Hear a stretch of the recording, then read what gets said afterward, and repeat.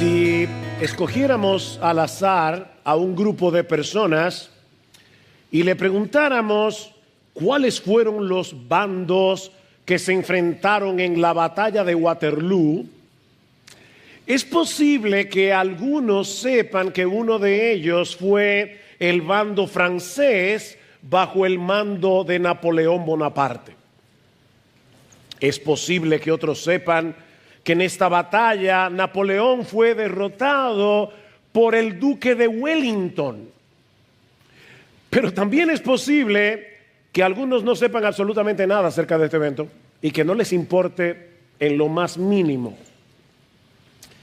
¿En qué me beneficia conocer el resultado de una batalla que se peleó a principios del siglo XIX por un grupo de naciones extranjeras? Y lo mismo podemos decir de un montón de eventos históricos que podemos darnos el lujo de ignorar sin que eso altere nuestras vidas en lo más mínimo. Sin embargo, hubo un hecho en la historia que ningún ser humano debe darse el lujo de ignorar por las enormes y profundas implicaciones que tiene ese evento para nuestras vidas aquí y ahora y para toda la eternidad. Y me refiero obviamente a la resurrección de nuestro Señor Jesucristo. No existe ningún otro hecho en la historia que tenga más relevancia que ese hecho. Si pudiera probarse que Cristo no resucitó, el cristianismo no tendría ningún valor y los cristianos seríamos los seres más dignos de lástima de todo el planeta. Como de hecho dice Pablo en 1 Corintios capítulo 15, versículo 19. Ahora, si es verdad que hace cerca de 2000 años Jesucristo se levantó de la tumba al tercer día después de haber sido ejecutado en una cruz romana, no podemos hacer otra cosa que postrarnos delante de Él y reconocerle como nuestro Señor, reconocerle como nuestro Dios, como hizo Tomás en el relato que vamos a considerar en la mañana de hoy en Juan capítulo 20. Ahora, antes de entrar en esta historia, permítanme tomar unos minutos para reconstruir brevemente los sucesos de ese día. O tal vez es mejor decir los sucesos de esa semana. El Señor Jesucristo fue crucificado el viernes en la mañana. Su muerte se produjo alrededor de la tarde de ese viernes. Inmediatamente después, Él fue sepultado en un sepulcro propiedad de José de Arimatea y allí permaneció hasta el domingo en la mañana. Ese domingo bien temprano, un grupo de mujeres vinieron al sepulcro con el propósito de ungir el cuerpo del Señor con especias aromáticas. Los judíos solían hacer eso con las personas a las que amaban para impedir que el cuerpo se pudriera más rápidamente. Pero cuando estas mujeres llegan al sepulcro, se encuentran con la sorpresa de que la roca enorme que tapaba la boca del sepulcro había sido removida y que el cuerpo de Jesús había desaparecido. Por supuesto, ellas reaccionan muy confundidas porque obviamente no estaban esperando que Jesús resucitara de los muertos. Pero en ese momento se colocan junto a ella dos ángeles del Señor que les dan la buena noticia. ¿Por qué buscáis entre los muertos al que vive? No está aquí, sino que ha resucitado. Acordaos de lo que os habló cuando aún estaba en Galilea diciendo: es necesario que el Hijo del Hombre sea entregado en manos de hombres pecadores y que sea crucificado y que resucite al tercer día. El Señor lo había profetizado. Ellas salen de inmediato hacia donde se encontraba reunido el grupo apostólico, les cuentan lo que había sucedido y por supuesto ellos dijeron: amén, aleluya, gloria al Señor, Cristo resucitó. No. Dice Lucas que cuando escucharon el reporte de las mujeres, y este detalle es importante, guárdenlo allí en sus discos duros, porque van a entender en un momento por qué es importante, a ellos les parecía locura las palabras de ellas y no las creían. A pesar de todas las veces que el Señor había hablado de su muerte, de su resurrección, los discípulos no habían logrado entender el alcance de sus palabras por una sencilla razón. Eso no encajaba con sus nociones preconcebidas acerca del Mesías prometido. Los Mesías no mueren y por lo tanto no pueden resucitar. Ellos no podían concebir la idea de un Mesías crucificado. De manera que cuando Jesús fue condenado y ejecutado, todos ellos llegaron a la conclusión de que sus esperanzas habían muerto con él. Pero entonces llegan estas mujeres reportando lo que habían visto, y tanto Pedro como Juan deciden confirmar el asunto por sí mismos. Así que se dirigen al sepulcro y encuentran la misma escena que las mujeres habían descrito. La piedra había sido removida, el cuerpo de Jesús no estaba allí. Unas horas más tarde, el Señor se le aparece a María Magdalena, luego al apóstol Pedro, luego a 2 discípulos que iban camino a la aldea de Maús, hasta que ese mismo domingo en la noche se le aparece al resto de los discípulos que seguramente se habían reunido para comentar lo que había sucedido. Noten otra vez el versículo 19. Entonces, al atardecer de aquel día, el primero de la semana, es decir, el domingo, estando cerradas las puertas del lugar donde los discípulos se encontraban por miedo a los judíos, Jesús vino y se puso en medio de ellos y les dijo: paz a vosotros. Y diciendo esto, les mostró las manos y el costado. Entonces los discípulos se regocijaron al ver al Señor. Eso fue lo que el mismo Jesús había profetizado en Juan capítulo 16. Cristo les dijo: ustedes estarán tristes, pero yo los volveré a ver, y ustedes se gozarán, y nadie os quitará vuestro gozo. Pero Tomás no estaba ahí ese domingo en la noche. Y cuando llegó al lugar de reunión, ya Jesús se había ido. Los apóstoles le cuentan lo que acaba de ocurrir, pero Tomás se resiste a creerlo, y aquí comienza nuestra historia. Eso nos lleva a la primera parte de nuestro relato, que yo he titulado El reto de un escéptico. El reto de un escéptico. Vean otra vez versículos 24 y 25. Dice Juan: Tomás, uno de los 12, llamado el Dídimo, es decir, el mellizo, no estaba con ellos cuando Jesús vino. Entonces los otros discípulos le decían, y el verbo allí da la idea de algo que ellos repetían una y otra vez. Ellos le decían y le insistían: hemos visto al Señor. Pero él les dijo: si no veo en sus manos la señal de los clavos, y meto el dedo en el lugar de los clavos y pongo la mano en su costado, no creeré. Ahora, antes de pasar juicio sobre el escepticismo de Tomás, yo quisiera resaltar 2 cosas aquí. La primera es que él no fue el único que dudó, no lo olviden. Tomás no fue el único que dudó. Ninguno de los apóstoles aceptó de entrada el testimonio de las mujeres. Todos creyeron cuando vieron a Jesús, cuando vieron las marcas en su cuerpo. Ellos fueron convencidos por la evidencia. Pero por el otro lado, y esto es importante, mis hermanos, es importante señalar que la duda de Tomás no es la de un incrédulo materialista que se niega a creer en lo sobrenatural a pesar de la evidencia. Hay una gran diferencia entre una persona que duda pero sigue buscando respuestas, y un incrédulo obstinado que no quiere creer. Aldous Huxley, que fue uno de los grandes filósofos del siglo XX, el autor del Mundo Feliz, él decía francamente, a nuestra generación le convenía creer que este mundo no tiene sentido y que Dios no existe para nosotros poder tener libertad sexual.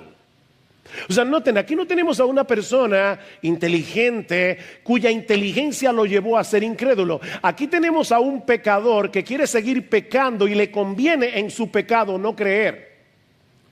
Bueno, Tomás no era ese tipo de incrédulo. De hecho, noten que las palabras de Tomás no fueron me niego a creer, sin importar lo que ustedes digan, no pienso dar mi brazo a torcer de ningún modo. No, mis hermanos, la duda de Tomás era de otro tipo. No olviden que Tomás era un judío devoto que creía en la existencia de Dios y en su capacidad de obrar milagros. El problema de Tomás no era filosófico, era emocional. Era un problema emocional.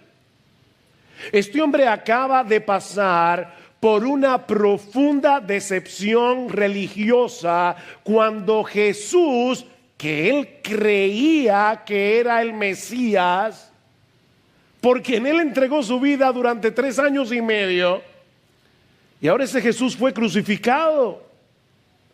Seguramente Tomás no quería volver a sufrir una desilusión adicional. Tomás había creído que Jesús era el Mesías. Tomás había visto a Jesús sacar demonios. Tomás había visto a Jesús resucitar muertos. Tomás había visto a Jesús caminar sobre las aguas. Tomás había visto a Jesús hacer milagros de alimentar 5,000 personas con 5 panes y 2 peces. Y él decía, este es el hombre, hasta que fue crucificado. ¡Qué decepción! Esa no era la idea que los apóstoles tenían en mente cuando comenzaron a seguir a Jesús. Si Él era el Salvador del mundo, ¿por qué no pudo impedir su propia ejecución? Los Mesías no mueren, o al menos eso pensaban ellos.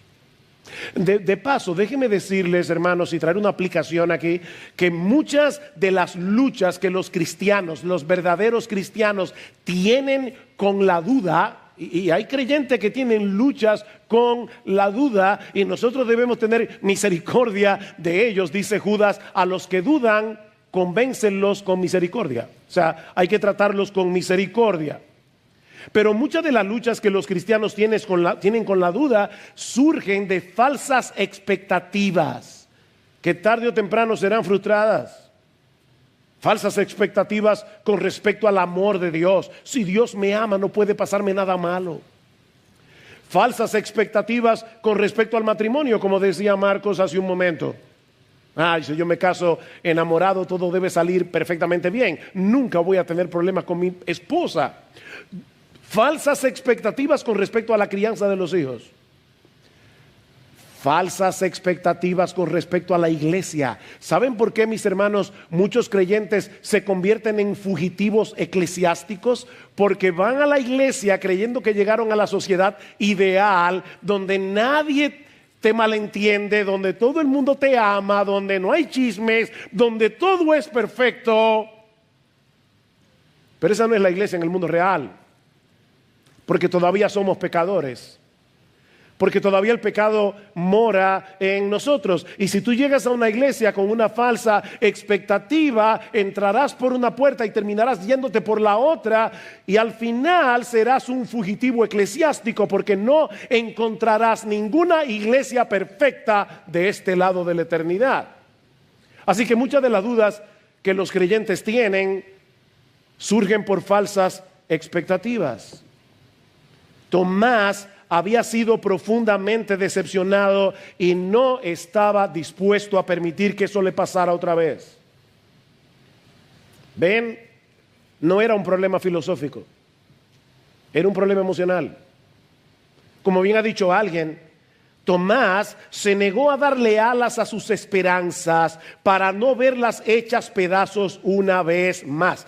Él tenía que estar completamente seguro que no se trataba de un truco, que no era una especie de alucinación colectiva. De ahí su reto. Si no veo en sus manos la señal de los clavos, y meto el dedo en el lugar de los clavos, y pongo la mano en su costado, no creeré. Ahora, lo más lejos que tenía Tomás era que Jesús lo estaba oyendo, aunque él no lo veía. Y todavía aún más que Jesús iba a tomar en serio este reto. Y eso nos lleva a la segunda parte de esta historia, que yo he llamado la fe de un escéptico. Ya hemos visto la duda de un escéptico, veamos ahora la fe de un escéptico, versículo 26.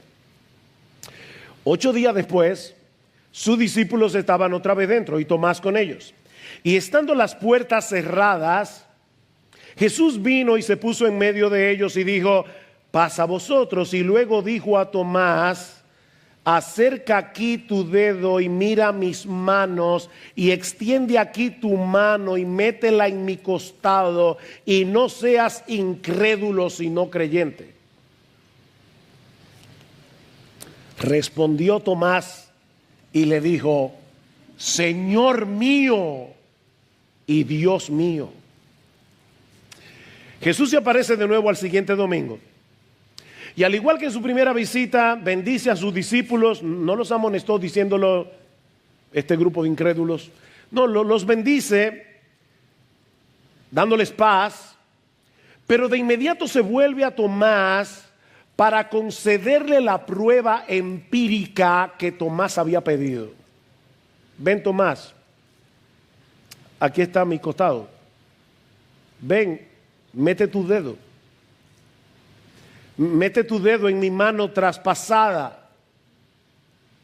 Jesús amaba a Tomás y por eso vino a sacarlo de su confusión. Y por supuesto Tomás no le dijo: está bien, déjame hacer la prueba. No, Tomás no tuvo que meter el dedo en las llagas de Jesús. Al verlo allí frente a él, no tuvo otra cosa que hacer que postrarse en adoración y decirle: Señor mío y Dios mío. Ahora, noten que Tomás no le dijo simplemente: Jesús, eres tú, estás vivo. No. Cuando Tomás vio a Jesús, su conclusión inmediata era que se encontraba delante de su Señor, delante de su Dios. Esta es una de las declaraciones de fe más sorprendentes de toda la Biblia. La palabra Señor eran los que usaban los judíos para referirse a Jehová en el Antiguo Testamento. Así que la confesión de Tomás es extremadamente significativa, sobre todo tomando en consideración que este era un hombre profundamente monoteísta en sus convicciones. Tomás creía en un solo Dios. Sin embargo, él está reconociendo aquí no meramente que Jesús es Dios encarnado, sino que Él era su Señor y su Dios. 2 veces Tomás usa el pronombre mío, Señor mío, Dios mío. Mis hermanos, vamos a tratar de ponernos en la mente de Tomás por un momento. Y recuerden que entre el versículo 25 y el 26 pasó una semana. La primera aparición el domingo mismo de la resurrección, la otra aparición el otro domingo. Así que durante esa semana nosotros podemos presuponer todo lo que había en la mente de Tomás. Seguramente Tomás había estado meditando en el reporte de las mujeres que decían haber encontrado la puerta del sepulcro removida y que el cuerpo de Jesús no estaba allí. Seguramente Tomás estaba pensando en el testimonio de María Magdalena, el testimonio del apóstol Pedro, el testimonio del resto de los apóstoles que decían haber visto a Jesús resucitado. Probablemente Tomás se encontraba en ese estado de querer creer y no poder creer. Yo quiero creer, pero no puedo creer. Y si fuera verdad lo que todos ellos dicen, ¿cuáles serían las implicaciones de ese evento tan extraordinario? Tal vez Tomás comenzó a recordar algunas de las cosas que él había escuchado decir a Jesús durante su ministerio y que él ahora estaba contemplando bajo otra luz, como aquella ocasión en Juan capítulo 14, versículo 9, cuando Felipe le pide a Jesús: muéstranos al Padre y nos basta. Y Cristo le responde: tanto tiempo hace que estoy con vosotros y no me has conocido, Felipe. El que me ha visto a mí, ha visto al Padre. O en Juan capítulo 10, versículo 30, cuando el Señor dice: yo y el Padre somos uno. O cuando le declaró a los judíos en Juan capítulo 8, versículo 58, de cierto os digo, antes que Abraham fuese, yo soy. ¿Están oyendo eso? Antes de que Abraham viniera a la existencia, hace cerca de 2000 años atrás, ya yo existía. Pero no solamente el Señor está diciendo yo existía, Él está diciendo yo soy, usando el nombre de Dios en Éxodo capítulo 3, versículo 14. Ningún judío en su sano juicio se llamaría a sí mismo el gran yo soy, a menos que fuera Dios.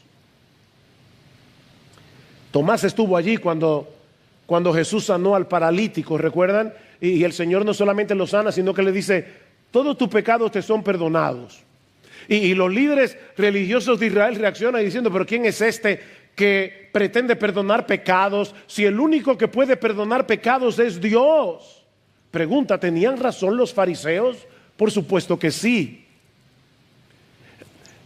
Imagínate que una banda de asaltantes te golpea, te deja tirado en el camino, casi muerto, y yo voy a visitarte al hospital y te digo: ¿sabes qué? Te tengo una buena noticia, me encontré con tus asaltantes, con la gente que te golpeó, pero no te preocupes, ya yo los perdoné. Seguramente me va a decir: ¿y quién eres tú para perdonar a los que me han golpeado a mí? Mis hermanos, cuando nosotros pecamos, nuestro pecado es contra Dios y por lo tanto ningún ser humano tiene derecho a perdonar pecados, porque esa ofensa no fue contra ti, no fue contra ti, no fue contra ti, fue contra Dios. Pero Jesús es Dios y por eso puede perdonar pecados. Tomás estaba allí cuando Lázaro murió. Y el Señor le dice a Marta: Marta, yo soy la resurrección y la vida. El que cree en mí, aunque esté muerto, vivirá. Y todo aquel que vive y cree en mí no morirá eternamente. Tomás estuvo allí. Y así podemos continuar relatando un incidente tras otro del cual Tomás fue testigo junto a los otros apóstoles y que ahora podían estar agolpándose en su mente. Si Jesús estaba vivo, solo había una conclusión posible. La confesión de Tomás no fue un mero reconocimiento de que Jesús era Señor y Dios. No. Su reacción fue intensamente personal. Señor mío y Dios mío. Esa es la única forma coherente de responder a ese hecho. Mira, mi amigo, déjame decirte algo importante en esta mañana. No basta con reconocer que Jesús es Señor. No basta con reconocer que Jesús es Dios. Hay un montón de personas que van camino al infierno, a una condenación eterna, que creen que Jesucristo es Dios. Y no lo digo yo, lo dice Jesús. Él dice en Mateo capítulo 7 que en el día del juicio muchos me dirán en aquel día: Señor, Señor. La misma expresión de Tomás: Señor, Señor, no profetizamos en tu nombre y en tu nombre echamos fuera demonios y en tu nombre hicimos muchos milagros, y entonces yo les declararé: nunca os conocí, apartaos de mí, hacedores de maldad. El punto, mi amigo, no es que tú creas teológicamente, intelectualmente, mentalmente que Jesús es Dios, que Jesús es Señor. La pregunta crucial aquí: ¿Jesucristo es tu Dios? ¿Es tu Señor? De tal manera que cuando tu voluntad y su voluntad entran en pugna, tú quieres hacer su voluntad y no la tuya, porque Él es tu Señor. Eso es lo que Tomás está reconociendo aquí. Señor mío y Dios mío. Mis hermanos, ¿acaso es posible darle un poco de devoción, darle un poco de amor, darle un poco de lealtad, darle un poco de obediencia, darle un poco de adoración a aquel que, siendo Rey de reyes y Señor de señores, dejó su gloria, se hizo hombre para morir en tu lugar en la cruz del Calvario? ¿Se le puede dar un poco de devoción a un Salvador así?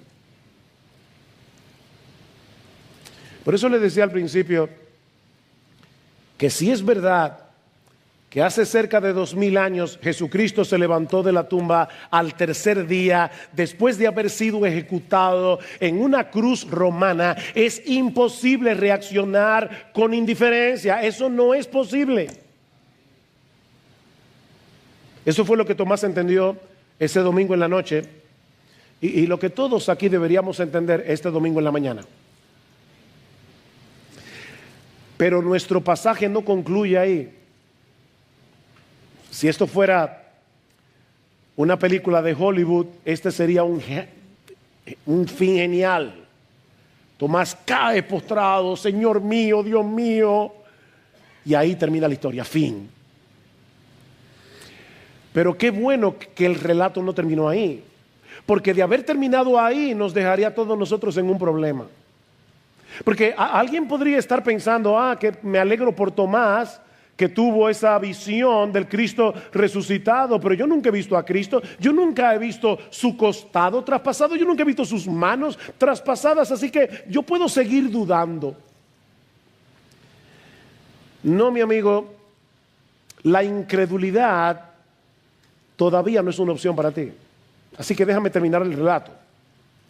Ya hemos visto la duda de un escéptico, hemos visto la fe de un escéptico, pero yo quiero que veamos ahora el instrumento que Dios ha estado usando a través de toda la historia para convertir a escépticos en creyentes. El instrumento que Dios ha estado usando a través de la historia durante ya 2000 años para convertir escépticos en creyentes. Vean el versículo 29. Jesús le dijo a Tomás: porque me has visto, has creído. Dichosos los que no vieron y sin embargo creyeron. Algunos asumen que lo que Jesús está diciendo aquí es algo como esto: la fe que no descansa en ninguna evidencia objetiva, sino que es un salto irracional al vacío, es una fe superior que la que sí descansa en evidencias. Es como si Jesús le estuviera diciendo a Tomás: Tomás, tú tienes una fe de segunda clase porque tuviste que verme para creer en mí. Bienaventurados los que sin tener ninguna evidencia decidieron creer. De paso, ese es el concepto que muchos tienen hoy día de la fe: un salto irracional al vacío.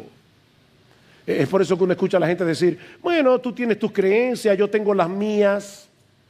Y no hay manera de comprobar cuál de las dos está en lo cierto, porque ambos sentimos que nuestra creencia es correcta. Eso es lo que yo siento en mi fuero interior. En otras palabras, la fe no tiene nada que ver con hechos concretos y realidades históricas, sino más bien con un sentimiento subjetivo del corazón. ¿Ustedes recuerdan la famosísima novela que ya quedó en el olvido de Dan Brown, El Código Da Vinci? Hay una parte cuando Robert Langdon, el famoso experto en simbolismo esotérico, define la fe como la aceptación de aquello que nos imaginamos como verdad, aunque no pueda ser probado. Mi amigo, si ese es el tipo de fe que tú tienes en el día de hoy, yo espero poder destruírtela. Porque esa fe no sirve para nada. Esa no es la fe que Jesús espera de aquellos que creen en Él. Una fe que no descansa sobre una base objetiva no es una fe racional. De hecho, no es una fe verdadera. ¿Qué es entonces lo que Jesús le está diciendo a Tomás en este pasaje? Que si bien es cierto que tanto él como los demás apóstoles llegaron a creer luego de haberle visto resucitado, a partir de entonces muchos creerían en él a través del testimonio de ellos registrado en las Escrituras, aunque no iban a tener la misma experiencia que los apóstoles. O sea, no es una fe sin evidencia, sino con otro tipo de evidencia. 40 días después de su resurrección, el Señor Jesucristo ascendió a los cielos. Y a partir de ese momento, miles de millones han creído en Él y nunca han visto el cuerpo físico del Cristo resucitado. Nunca lo han visto y sin embargo creemos en Él. ¿Cómo llegamos a creer en Él? ¿Sin ningún tipo de evidencia? No, sino a través del testimonio escrito de aquellos que sí vieron a Cristo resucitado. Vean el versículo 30. Y muchas otras señales hizo también Jesús en presencia de sus discípulos que no están escritas en este libro, pero estas se han escrito para que creáis que Jesús es el Cristo, el Hijo de Dios, y para que al creer tengáis vida en su nombre. Aquí está la evidencia. Y es una evidencia infalible. Déjame hacerte una pregunta. ¿Cuáles son los padres de la patria? Hace poco celebramos la independencia. ¿Cuáles son los padres de la patria? Por favor, no me diga que los 3 padres de la patria son Juan, Pablo y Duarte. No, los 3 padres de la patria son Duarte, Sánchez y Mella. Ahora, mi pregunta es, ¿cómo tú lo sabes? Tú estabas ahí el 27 de febrero de 1844. Tú estabas ahí. ¿Tú viste a Mella tirar el trabucazo? No. Sin embargo, nosotros decimos tan confiadamente, los 3 padres de la patria son... ¿Tú sabes por qué?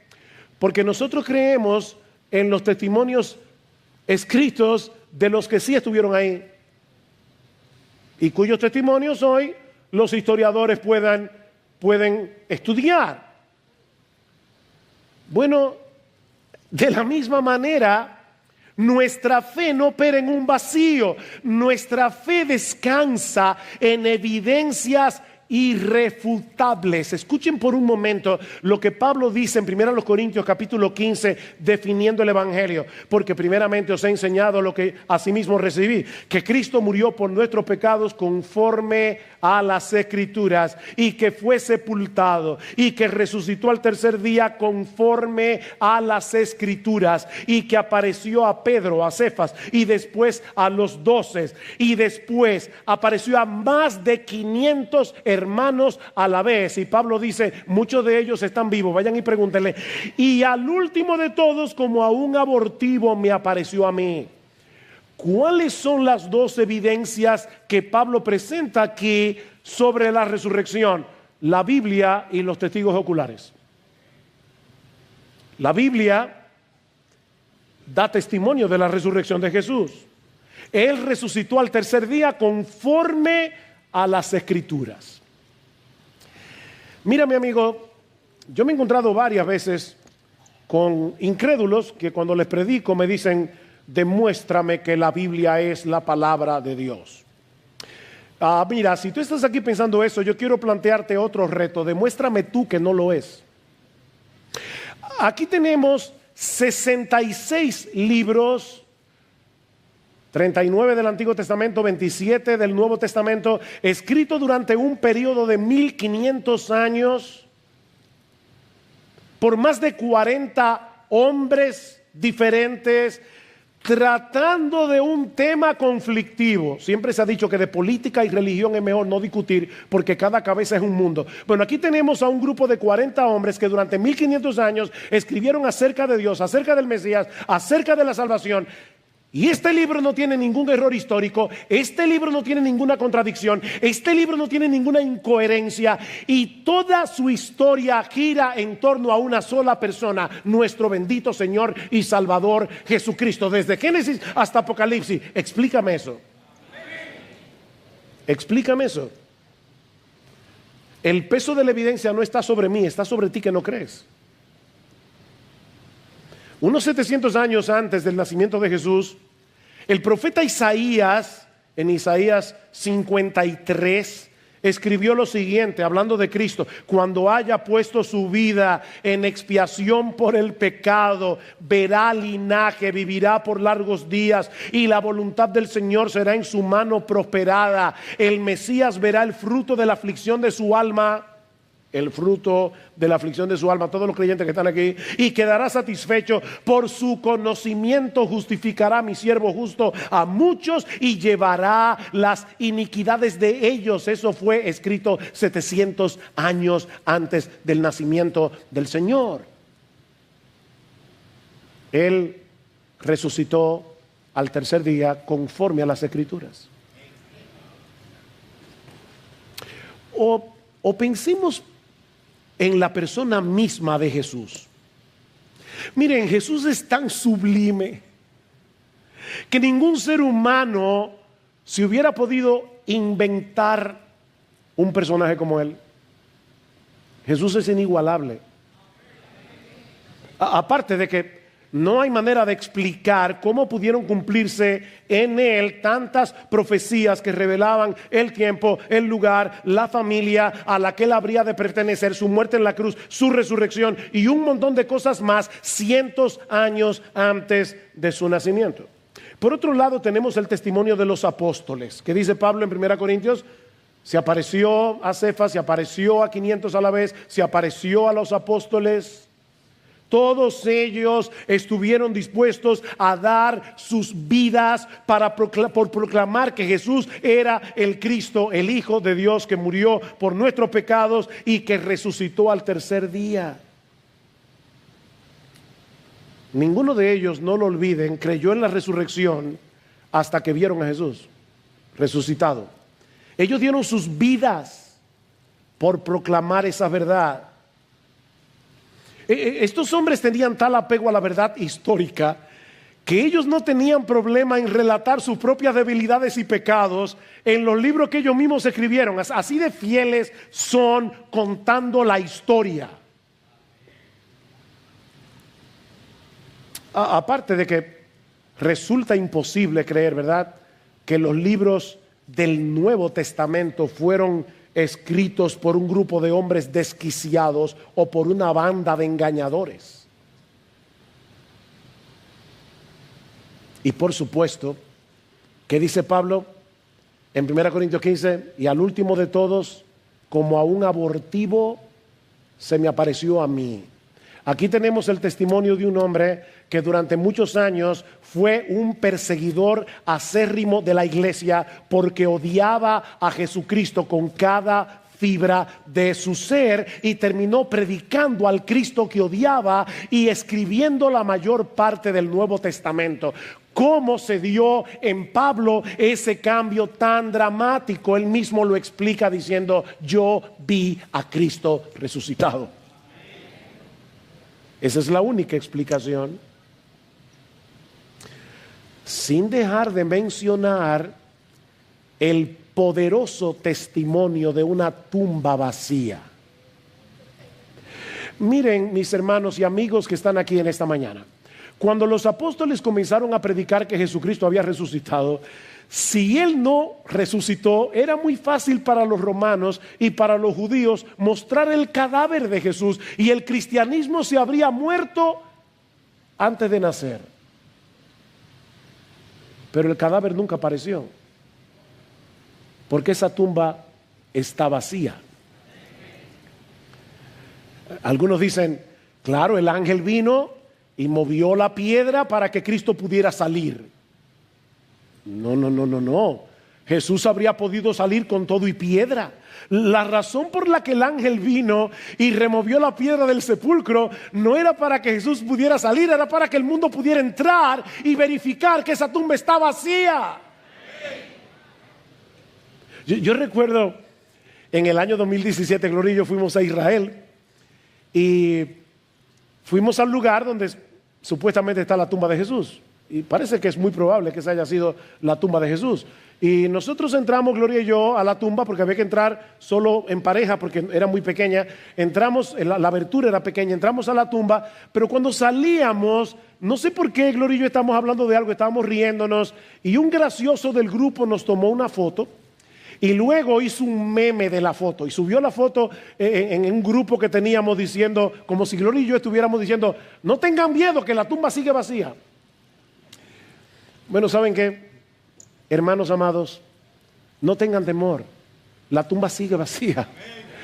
Cristo resucitó, y eso hace toda la diferencia del mundo. Nadie, dice Jesús a sus discípulos, podrá quitarles vuestro gozo. Nadie podrá quitarles vuestro gozo, porque ustedes están siguiendo a un Mesías que no quedó clavado en una cruz, no quedó enterrado en una tumba, resucitó al tercer día, ascendió a los cielos, está sentado a la diestra del Padre y de allí volverá por segunda vez en gloria para reinar con los suyos por los siglos de los siglos. No tenemos que tener temor. Cristo resucitó. Así que los cristianos no creemos sin evidencia.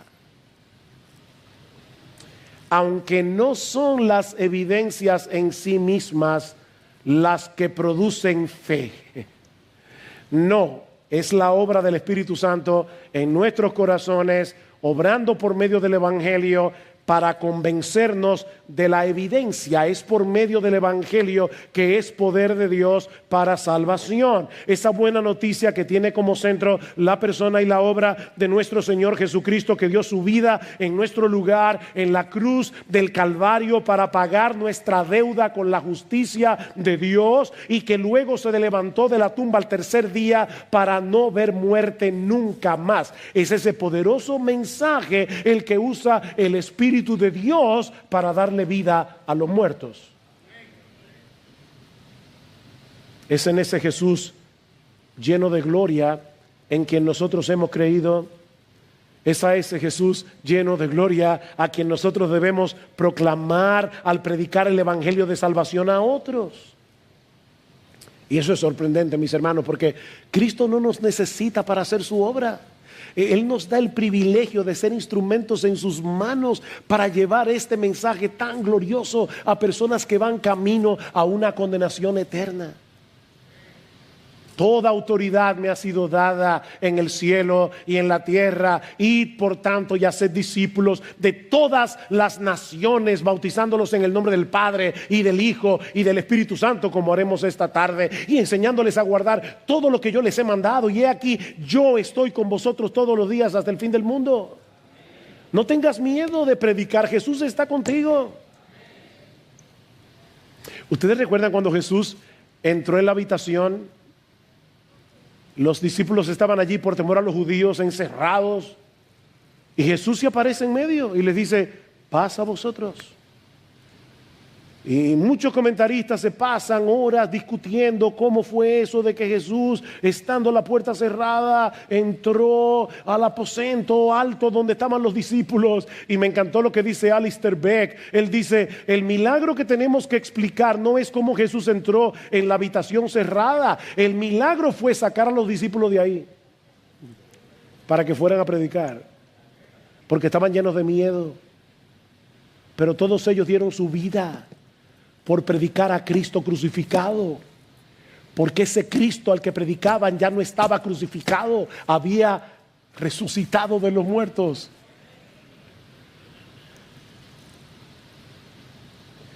Mi amigo, si tú estás aquí sin Cristo, mi invitación en esta mañana no es a que des un salto irracional al vacío creyendo sin evidencia. No, mi amigo.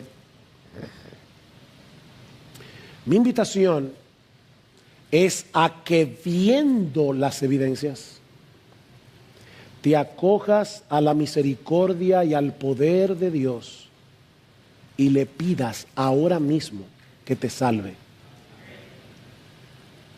que tenga misericordia de ti, que perdone tus pecados, que cambie tu corazón de piedra en un corazón de carne.